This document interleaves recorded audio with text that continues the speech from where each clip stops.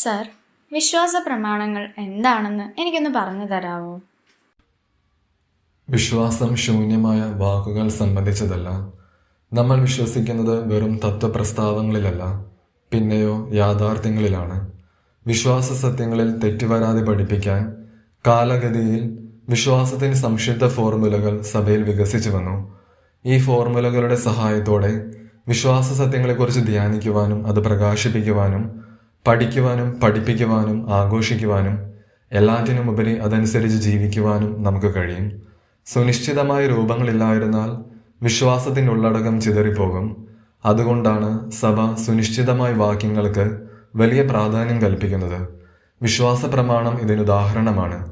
ക്രിസ്തുവിൻ്റെ സന്ദേശം തെറ്റിദ്ധാരണകളിൽ നിന്നും അബദ്ധപൂർണമാകലിൽ നിന്നും സംരക്ഷിക്കാൻ വേണ്ടിയാണ് അങ്ങനെ ചെയ്തത്.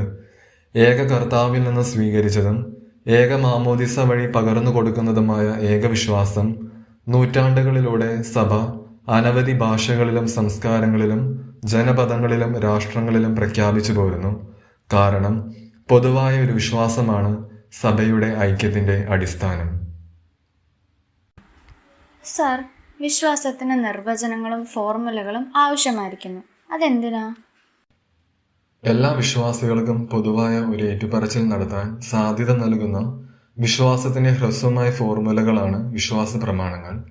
വിശുദ്ധ പൗലോസിന്റെ ലേഖനങ്ങളിൽ തന്നെ ഇത്തരത്തിലുള്ള ലഘു ഫോർമുലകൾ കണ്ടെത്താൻ കഴിയും. ആദിമ ക്രൈസ്തവ കാലം മുതലേയുള്ള ശ്ലൈഹിക വിശ്വാസ പ്രമാണത്തിന് അഥവാ സ്ലീഹന്മാരുടെ വിശ്വാസ പ്രമാണത്തിന് സവിശേഷമായ ഒരു മഹത്വമുണ്ട്. കാരണം സ്ലീഹന്മാരുടെ വിശ്വാസത്തിന്റെ സംഗ്രഹമായി അത് കരുതപ്പെടുന്നു. നിക്യാ വിശ്വാസ പ്രമാണം വലിയ തോതിൽ വിലമതിക്കപ്പെടുന്നു.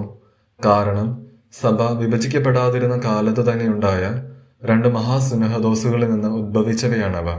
325 നിക്യാ സുനഹദോസും 381 കോൺസ്റ്റാന്റിനോപ്പിൾ സുനഹദോസും. അതുകൊണ്ടാണ് ഈ വിശ്വാസ പ്രമാണത്തെ നിക്യാ വിശ്വാസ പ്രമാണമെന്ന് വിളിക്കുന്നത്. ഇന്നും പൗരസ്ത്യ ദേശത്തും പാശ്ചാത്യ ദേശത്തും ക്രൈസ്തവർക്കുള്ള പൊതു അടിസ്ഥാനം ഈ നിക്യാ വിശ്വാസ പ്രമാണമാണ്.